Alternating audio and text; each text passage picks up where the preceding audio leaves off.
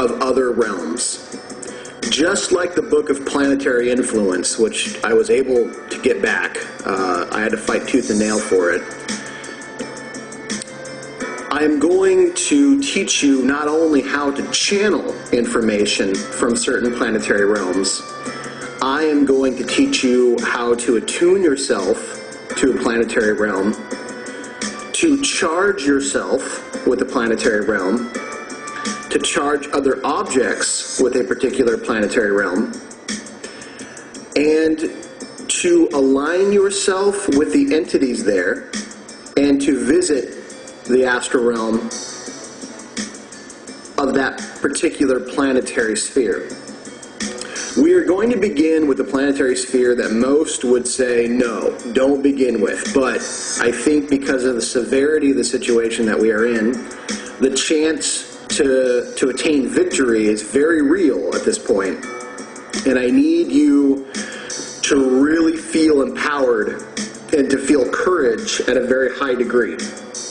So, I am starting this process with the planetary realm of Mars. Within the Kabbalah, it is Geburah. Now, next week sometime, I will give you the counterpart. The balancing sphere of Mars is Jupiter. Mars is the power to destroy, the power to tear things down, the power to weaken, the power to injure, the power to eliminate. Now, the universe hates a vacuum. So with the power of Mars, you are eliminating, terminating something, i.e. the Illuminati. You best have something to fill that void with. That's where Jupiter will come in. The balancing powers between Mars and Jupiter on the Kabbalic cross are one of the major focal points for all Kabbalic-based religions or magical practices. In fact, when the Catholics do the cross, the sign of the cross, what they are actually doing is an old Kabbalic form of realignment where they are touching their heads, they are anointing themselves with the energy of Kether, they are touching their belly, which actually they should be touching their groin, which anoints them with the strength of Malkuth, because what they're really doing is they're symbolizing sexual power flowing downward, manifesting. So they're touching their moon, which is the planetary sphere of Yesod, or the moon, which is the groin, symbolizing the strength flowing downwards to Malkuth, which is their feet. Then they touch their right shoulder, which is Geburah. Make the sign of the cross, so it crosses the path of Tipperoth, which is the Christ energy in the sun, and move over to the left shoulder, which is Jupiter. Now, Jupiter is a place of anabolic power, meaning to build. Mars is catabolic, which is to tear down, to eat away and destroy. A man's most powerful impulse is that of to create or destroy. So this truly is a masculine, strong path energetically. That doesn't mean that females can't use it very, very, very well. But this is part of a masculine mystery. There are feminine mysteries within the Kabbalah too. The path between Mars and Jupiter is symbolized by the Strength card in the tarot. And that is one profound mystery to link how one uses creation and how one uses destruction. Mars is a warrior sphere. You can't get away from it. It is the place of thunder, of lightning, of war, of conflict, of power, of lust, of struggle, of overcoming and tearing down, of victory. All these things that you would find on a battlefield, all these things that you would find in the political spectrum, all these things that you would find within places of extreme competition and places of extreme hardship and valor, and all these things are found within the realm of Mars. Now, because the principal energies are of destruction, you can take this to destroy anything. However, if you are smart, if you are righteous, you will understand that the destruction of something evil is its purpose. The destruction of disease, the destruction of weakness, the destruction of the Illuminati, the destruction of corruption, the destruction of criminal activity. Okay?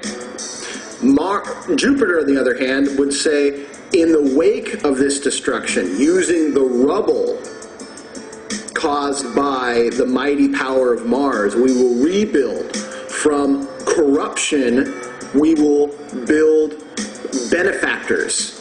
From the Illuminati, we will build the rebirth of the Constitution, the rebirth of true America.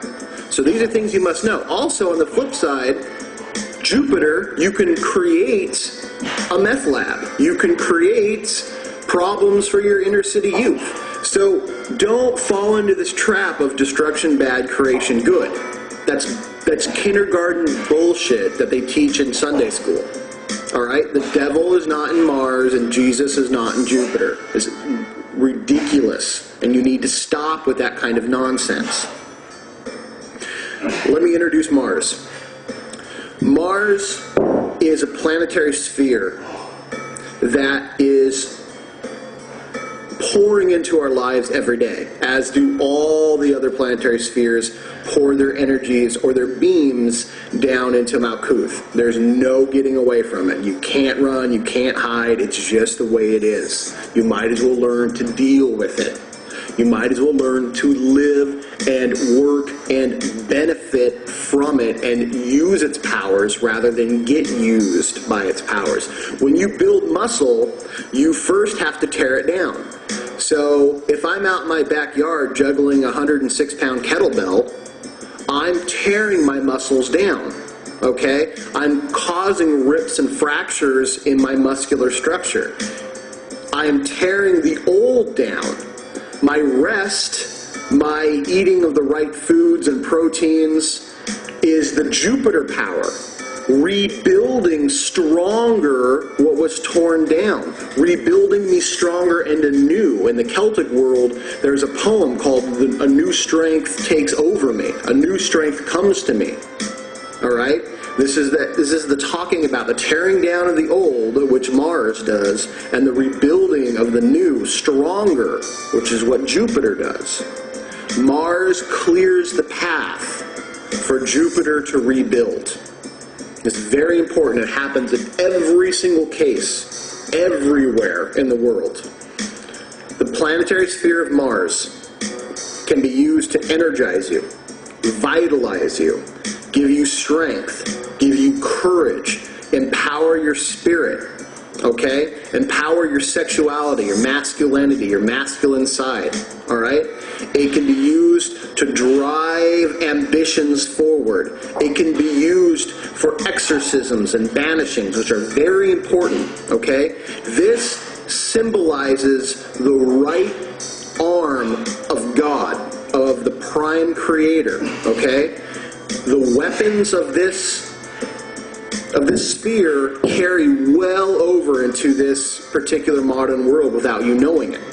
You talk about the hammer of God. You talk about the righteous sword of God. You talk about the spear of destiny. You talk about the axe of severity. You talk about the chain of siege. All these are in and potential tools of the planetary realm of Mars. Just to set that straight, Mars, of course, is the Roman god of strength, masculinity, and war. Originally an agricultural god that used a shovel, okay, piercing the soil like the penis pierces the vagina, okay, it's all sexual, and they built great mighty gardens that fed everyone. Pretty soon, other wandering tribes began to notice those gardens and say, ooh, we want that. So the men had to defend their gardens. So they shaved parts off their shovel to become sharper, so it became a spade. So now they could both dig and defend. And as Rome grew and as the corruption grew, that spade was shaved down once more to become a spear. So instead of going forth and building their gardens and defending it, they marched on that of others. This power can overwhelm people very, very quickly. That's why when working with it, I want you to begin also working with planetary Jupiter to balance you out. In Jupiter, you have the wise king. In Mars, you have the great warrior. Both have to balance each other out. Just because you work with Jupiter, with Mars, once or twice, a couple weeks, and you don't work with Jupiter, doesn't mean it's going to throw you out of whack. But if you spend, 2-3 months doing nothing but working with the powers of Jupiter, those vibrations will begin to overpower you, and you will find yourself very hot-tempered, very aggressive, very conflict-orientated, very impulsive, things that will definitely imbalance your personality. These are very real vibrations. They exist, and they will change you. You are drawing those energies into you, and if they're not balanced out, you will become unbalanced. And then that's when the real trouble can occur. Because imbalance, the unbalanced, is evil. On the tree of life in the Kabbalah, each sphere has its own check and balance system. On the Qulap, the only real difference between them is that there is no checks and balances in each of the planetary spheres. They're all extreme, and they very easily, very quickly imbalance the individual. You need to stay balanced. Working with the planetary realm of Jupiter for a bit, of Mars, is not going to hurt you.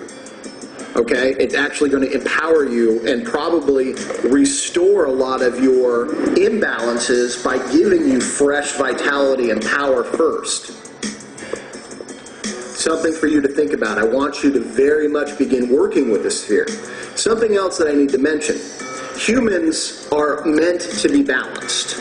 Okay? We cannot live in totalities. The spirits of all the other realms and the Mars realm live in totality of the Mars energy. You are not built to do that. You can't do that. Your spirit will fracture. You can't do it. Don't try. I've seen other people try. This is one of the dangers of Kabbalistic magic, where people are like, oh, that's my sphere, I'm going to work just that, blah, blah, blah. And all of a sudden, they're, a fucking nutcase. And they're stupid. But they're so driven that you can't tell them anything other than, you need to get balanced. And only when they hit rock bottom and they realize what they've done do they, start to get balanced again. So, Mars sphere is one of my favorite places, but I know and I have learned to absolutely love the sphere of Jupiter. That is a place of amazing glory and incredible business, finance, understandings, huge towers, kingly advice. It's the realm of Jupiter, obviously. So, these are two places that are extremely important within this order's path. All the paths are important, but this place places incredible emphasis to really master these two energies. The entities that are going to be there are entities like Hercules, like Mars, of course, he's going to be there. The angels are Samael and Kamael. These are and there's other angels there too, but these are two very prominent angels. You also have the god of that realm, which is Elohim Gabor. And this is a god that is a wild, highly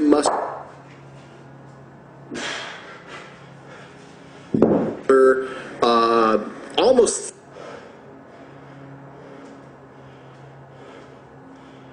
Thor-esque looking individual with a lightning sword and rides a mighty chariot pulled by dogs of war. No entities mess with Elohim Gabor, and I have heard tale that him and Thor are pretty tight. It makes a lot of sense to me. I'll come back and do part 2.